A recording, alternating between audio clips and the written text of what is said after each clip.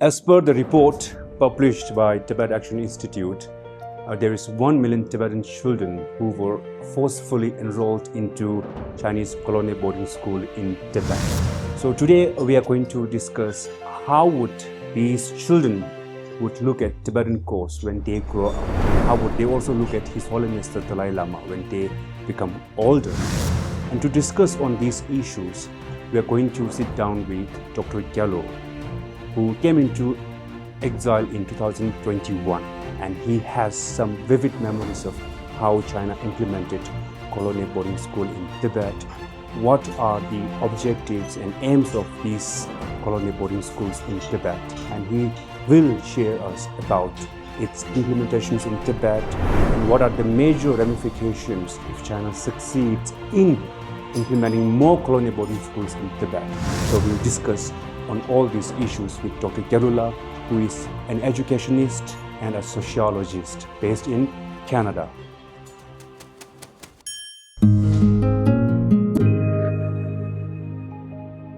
Thank you so much, Dr. Gyalo, for giving us this time. I'm sure you have lots of work to do, but you gave us this time. So we will try to explore more about the recent development in Tibet. There are so many young Indians who wish to know more about Tibet. So when they look at Tibet from India, so they see so many material development happening in Tibet. So they say Tibet is highly developed. But from our perspective, we always say that we have lots of problems in terms of religious freedom, in terms of movement and everything. So we have so many problems, right?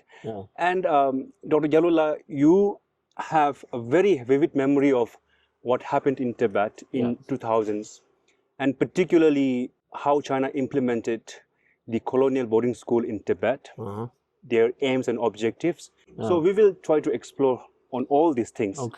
And obviously my first question is about your coming into exile. So what really made you think about coming into exile? Can you tell us a little bit about that? It's very good to be here with you. Thank you. And recently China investing a lot of money, resource to develop their propaganda. And there are a lot of videos in the YouTube spreading throughout the world.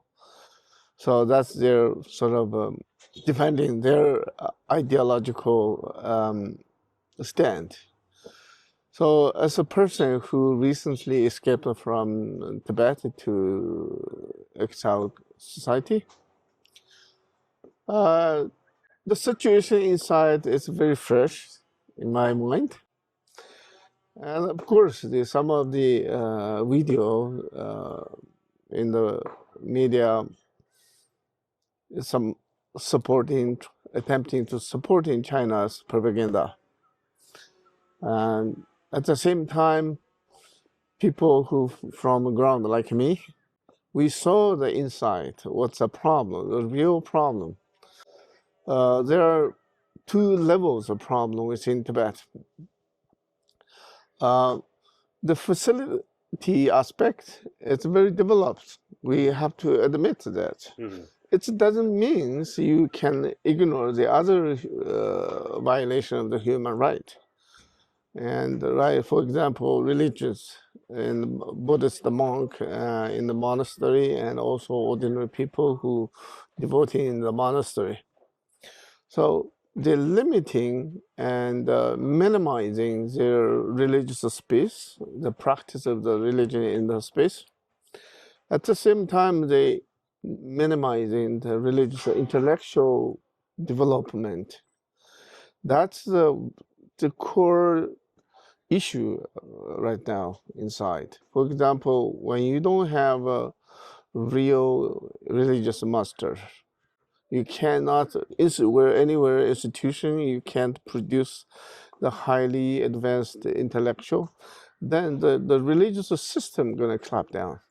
Sure. Sir, we'll talk about religious freedom in the coming segment. As you said that there's so many problems happening in Tibet, and you have very fresh memory of what happened there. So which might also led to your escape into exile. So how was Tibet's situation back in 2000s when you were there? Uh-huh. And when you look back, right, Yeah. what were the major challenges you faced, and that led you come into exile?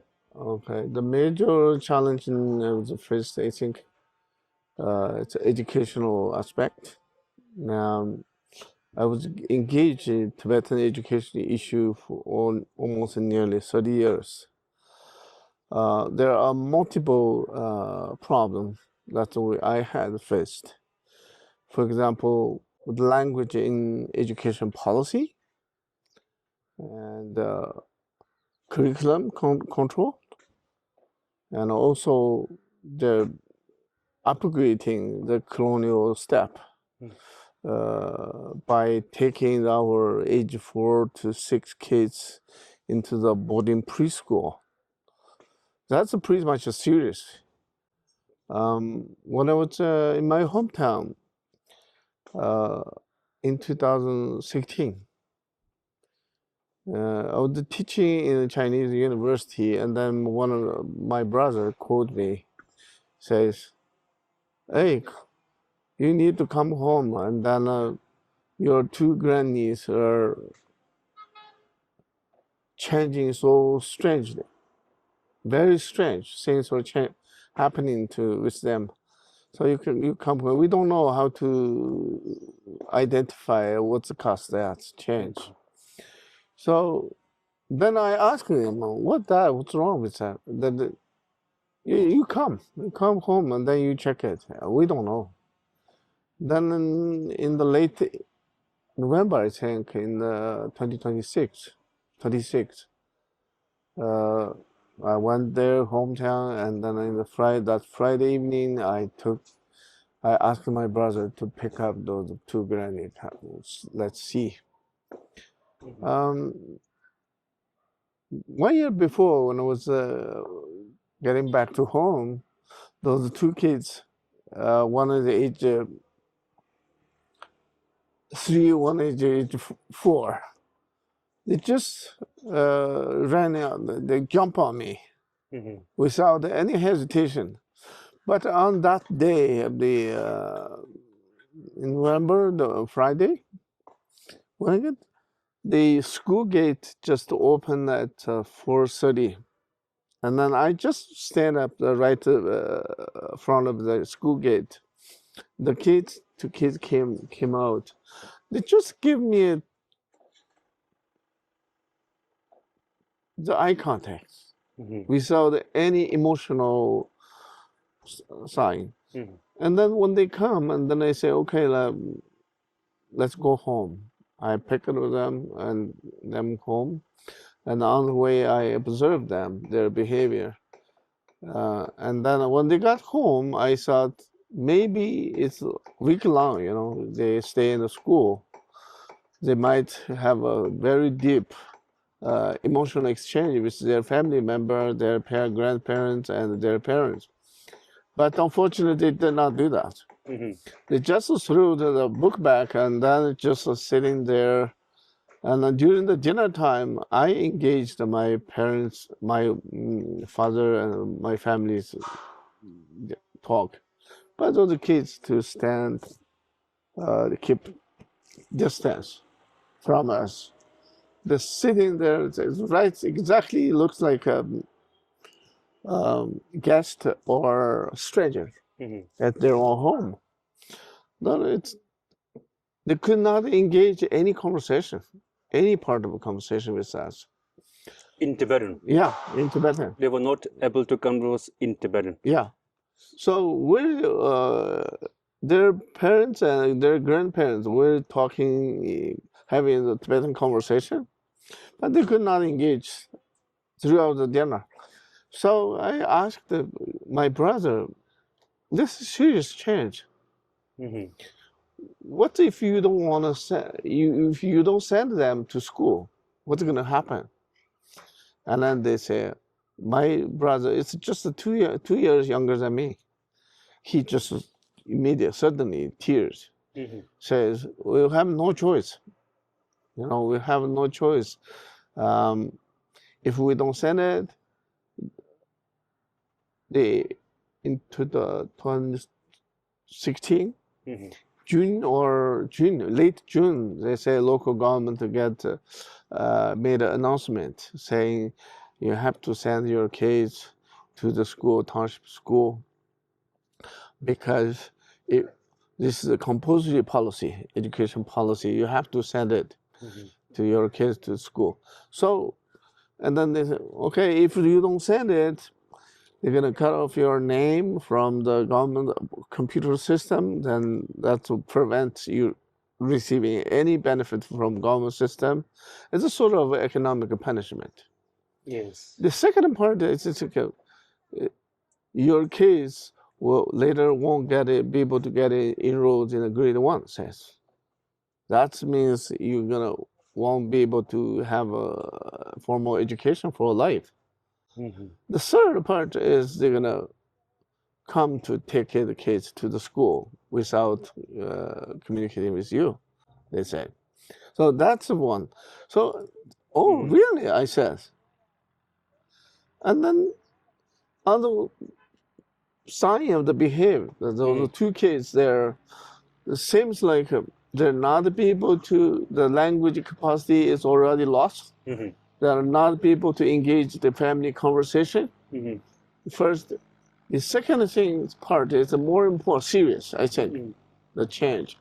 So they said, okay, it looks like we're not really feel comfortable to sharing the same identity with a family member. So you see, this is, I think, the two aspects of the genocide. For me, I think language is the cultural genocide aspect, and the feeling uncomfortable sharing the same identity with a family member, that means it's a ritual genocide. How you see the ritual and the cultural genocide to start at home. That's the consequence of the 3 months being in the boarding preschool. So I said, yeah, this policy is not implemented in my place. This is a compulsory education policy being implemented into the across Tibet. So I said, okay, this need to be investigated. So then I spent 17, 18, 19, 24 years summer. I traveled many places to see, observe those clone boarding school. It's not only particularly focused on the boarding preschool, where by my former students, my relative who drove me place by place. So they see this is a situation is exactly identical with my two grandniece. I had been able to travel to observe 50 or 52 boarding preschool at So that there time. you have noticed how Tibetan children were changing in terms of cultural identity and how they were being assimilated into Chinese culture. Yeah, so this is the problem that you this saw. is not only assimilating to Chinese. The double game, they're playing the double game in the school. First, they assimilate the kids into Chinese. And then based on that, then they making kids to have a deep loyalty to CCP. So it's not only, they pretend you're not the Tibetan anymore. At the same time, you are very strong loyalty to CCP. So that is what they're doing. I think during the trip, with in the field, I think I met I had a dialogue with a number of the kids who are in the school, and kids among young mothers and all those students, other school principal. The more dialogue, one that moved me very deeply. The 5 years old boy, I had the chance to talk to him without anybody surrounding him. Mhm. And then he says, you know, I don't know the consequence of being in this school, Mhm. but once the sun setting down, Mhm. I started missing my mom and my grandmom, he says, boy, and tearing. And I asked him why. And then he said, um, the problem is to start with dinner to the bedtime. Mhm. You know, I'm not, I can't take care of myself, he says. Mhm. All the details saying, I don't know how to take care of myself. Mhm. Usually my mom and my grandmom taking care of me Mhm. for all of the process, Mhm. from the dinner to the bed. Mhm. There are lots of details work, right, Mhm. for them. But the kids, they cry. So I don't know. He says this is up to teacher, the school principal, and the parents. I don't know what's the consequence going to be being in the school, but my only worry is just he tears. That kind of a story is moves me so much Mhm. because this clearly shows that the China the violating child's right to Mhm. receive the education, to receive their parents' care, right? They violate their parenting aspect, and at the same time, they're violating kids' right to receive the right to education for them. Mhm. So this is not. And then after that dialogue with the 5 years old boy, and then went to another place. Mhm. On the way to another place, I met a young woman, her two children's mother. At the beginning, she shied me, Mhm. and then she doesn't want to talk to me. And then my other friend who introduced me to her, Mhm. and then she started, okay, I can talk. And then we sat a little bit further from my friends. Mhm. And then she told me the real concern about what she has. Mhm. She says, you know, we're very difficult Mhm. doing the field work and herding animal. When you come back home, Mhm. we have children at home before. You can hug them. Once we see the children, hug the children, that's a release all those difficulty, the physical difficulty Mhm. that disappeared. Yeah.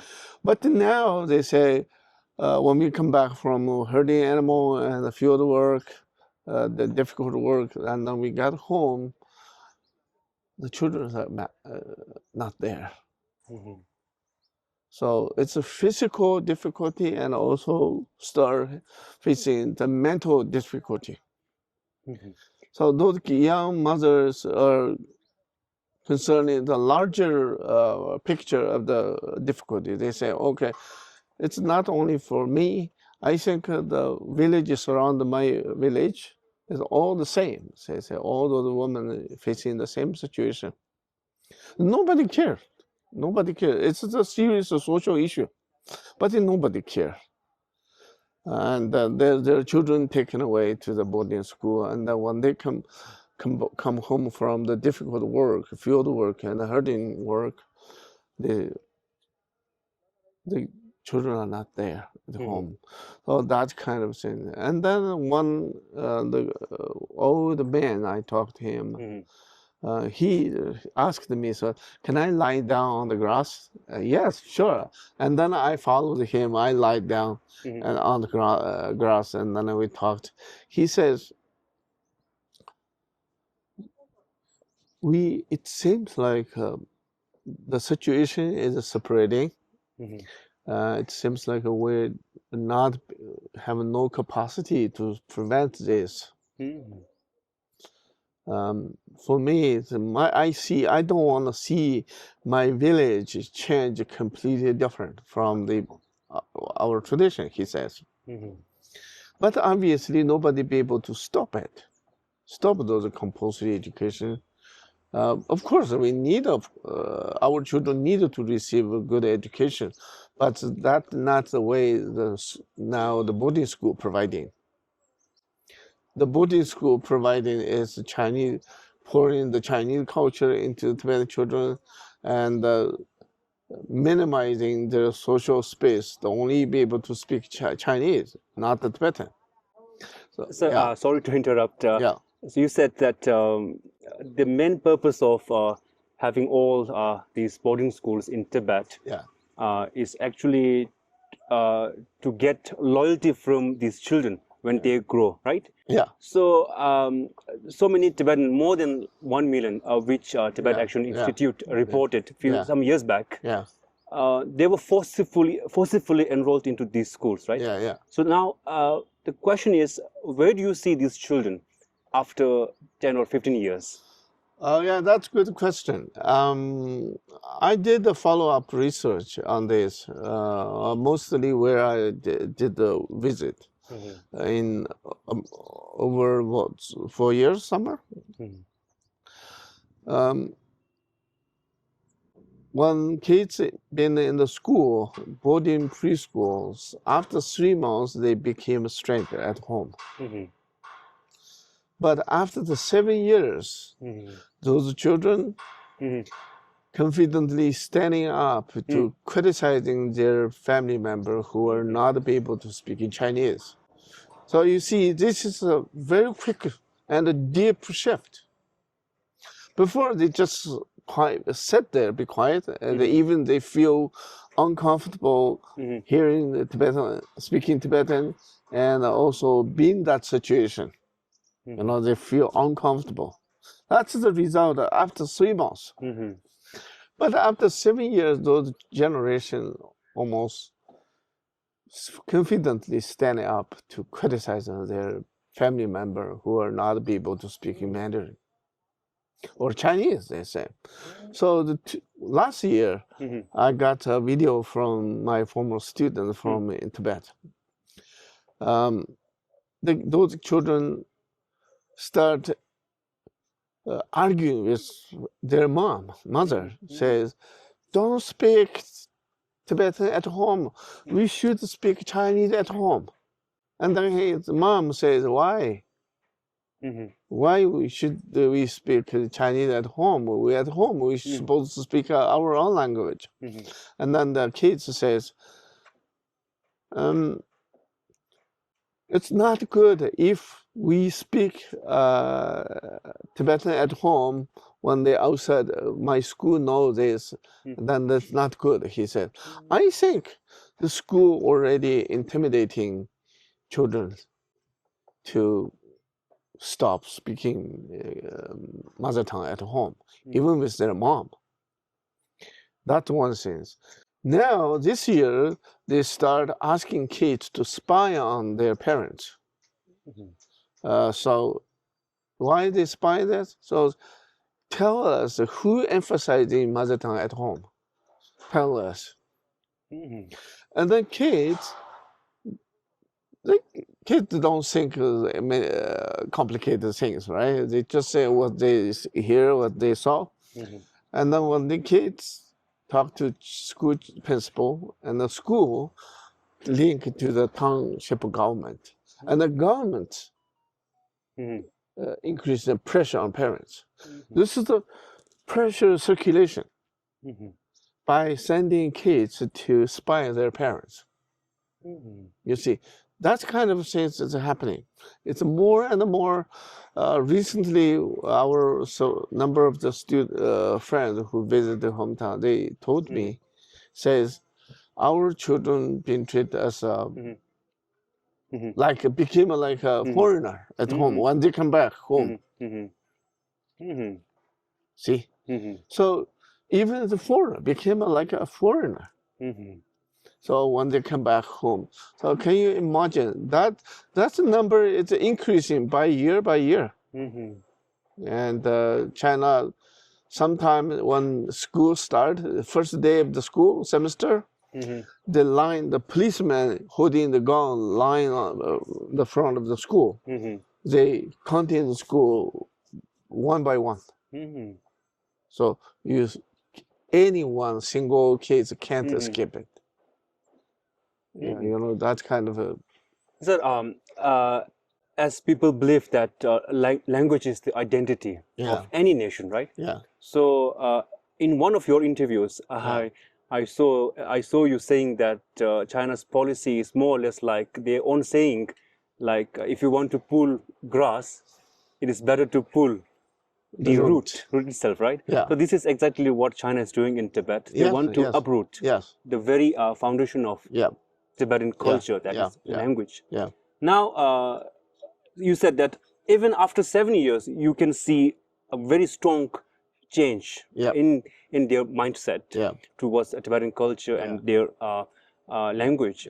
Now, how would they look at His Holiness the Dalai Lama? Because they were not exposed to His Holiness the Dalai Lama, and I'm not sure they didn't hear what His Holiness has done for the cause of Tibet, right? So how would they look at His Holiness the Dalai Lama in future? That's a good question. That was my concern all the time. For example, those kids who learn educated from school, those colonial boarding school, who less believe in Buddhism. Because China extremely centralized the curriculum system. So that's excluded the Buddhism and the Tibetan culture in the curriculum and textbook. So during the school time, they had no chance to touch the Buddhism. And from 3 years ago, school start giving a notice for kids. When you got home in the summer holiday, winter holiday, you are not allowed to participate in any Buddhist activity with family members. See, if you participated, you're gonna be punished when you get home or get to school. So that, I think this is a serious cut off the generation from the cultural roots and the religious root. And I think the more the consequence are going to be those kids who educated from boarding school, and when they got socialized in the society, so even they won't be able to receive any result of the reconciliation between His Holiness and the Chinese Dalai Lama. They'll not be able to receive him. They won't receive him. And the worst thing gonna be, even they don't care about Buddhism. That's, I think, is a generational gap when you see where it's a break up, from the old generation, the younger generation. The China using this school as a weapon to cut off the young generation from the older generation and the culture. So you said a school is a weapon, right? Yeah. China considers a school as a weapon, right? Yeah. So, which reminds me of a very popular, should I say, statement by Nelson Mandela. He once said that education is the most powerful weapon which you can use to change the world. So I'm sure China does not think in that way, because Tibetan children will never change the world, but they think that Tibetan children will not forget what China did to Tibet. That's why they are trying to assimilate these children into Chinese culture. Now, you have been to different parts of the world to advocate and to create awareness about China's colonial boarding school in Tibet. And I've seen it at UN Periodical Review in Geneva. So you have spoken at different places, different platforms. What was major reactions, and was there any concrete actions from any international bodies? They did. For example, the European Union, they produced a statement on China, and also UN's special rapporteur provided a statement asking China to abolish the boarding school immediately.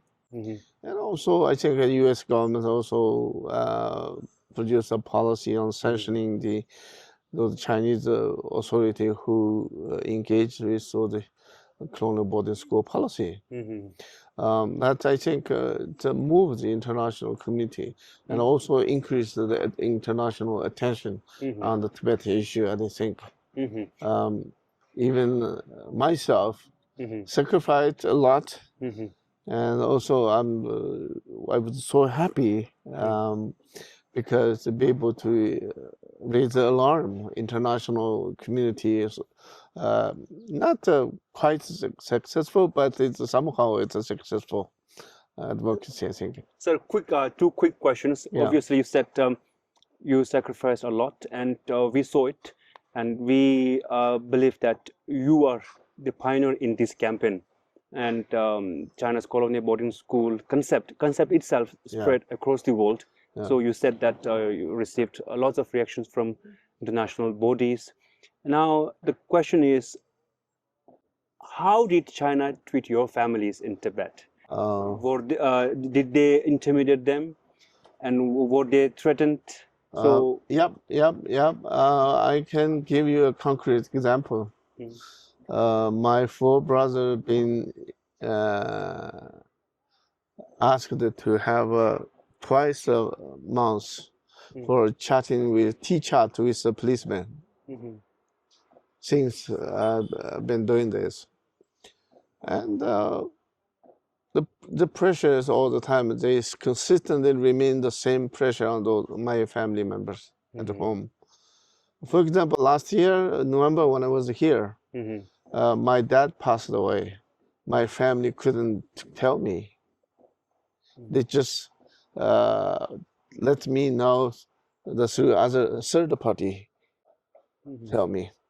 And then this last year, January, my older uncle passed away.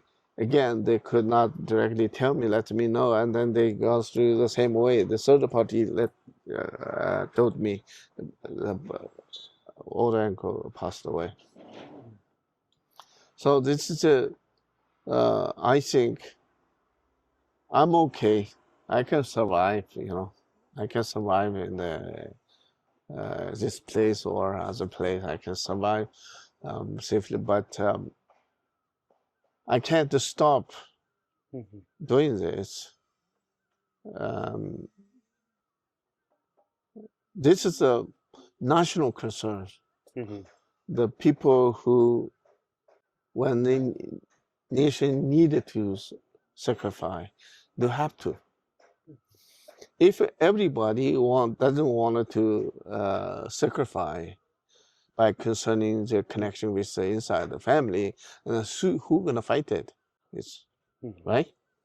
So that's I think needed to be stronger, need to be mentally stronger, and also you need a passion for your nation. For example, when people saying, okay, I can't tell you what did I see when visit inside Tibet, because that will prevent me to visit my hometown next time.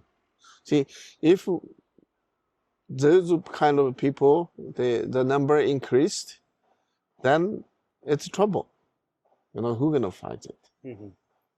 So this time is, I think, Tibet is in a turning point in the historically.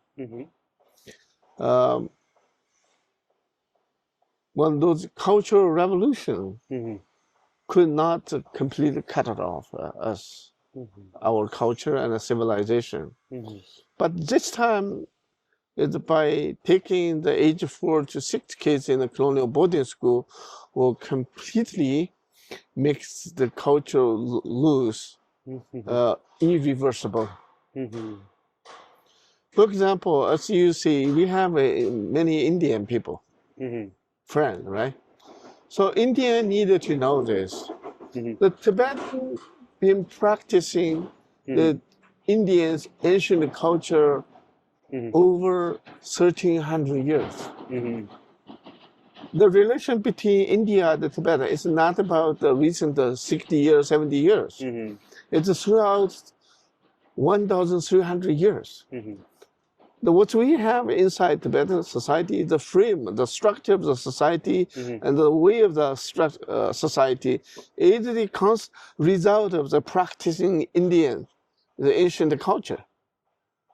So in this way, I think we extend the India's ancient culture, and we developed ancient Indian culture, I think. If India needed to really think of the historical connection between Tibet and India, that's what it is. You see. Yes, one last question before we wind up. You said now they are targeting to eradicate a very civilizational aspect of Tibet, which cultural revolution couldn't do it. So is that because of Xi Jinping's rise to power? When you look at the colonial boarding school, is that a product of Xi Jinping's policy towards Tibet? So how did that happen? How did China come up with this very calculated move to eradicate Tibetan culture? I think this comes from after the Xi Jinping be able to stabilize his second term. In 2018, they had a very serious meeting. They decided the China turn into the monolingual, monocultural states instead of having the multicultural, multilingual, multiracial ethnic country. So that, I think, is Xi Jinping, philosophically, he tried to against the cultural, racial diversity. And that's what he is spreading to the international community, not only inside China. So one belt, one road is the ultimate goal is to make the world a monolingual, monoculture. This is the external idea.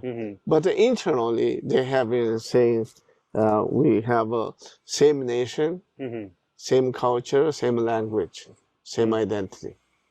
So that's the fundamental basis for China to produce the secondary policy on the ground. They say that policy even needs to be implemented in the preschool classroom. You see, they're totally against the cultural diversity.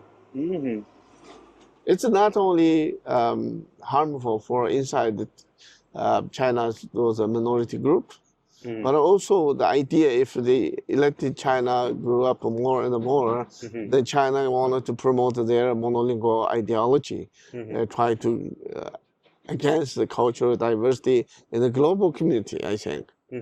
So that I think in the many countries, including India, needed to aware about that.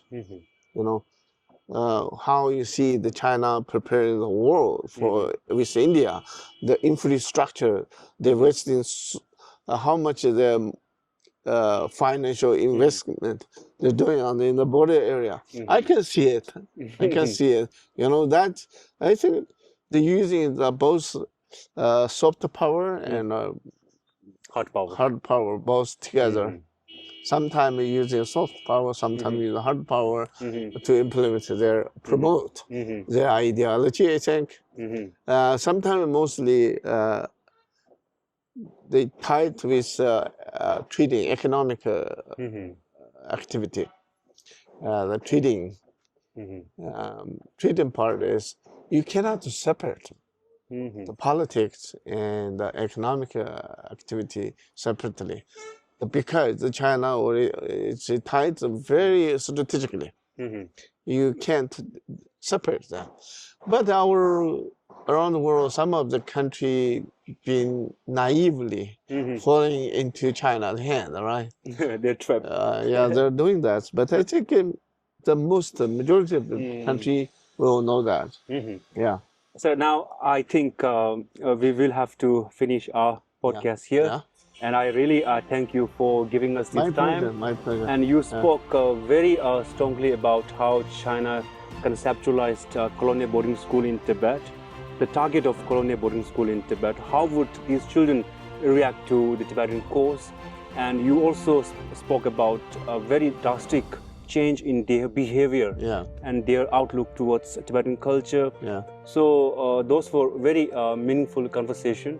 I'm sure our audience will learn a lot from this conversation. yeah. Thank you so much for giving us this time. Okay. Thank you, sir. Okay. So happy to speak with you today. Thank you, Yeah. thank you, sir. Thank you. Yeah. Thank you.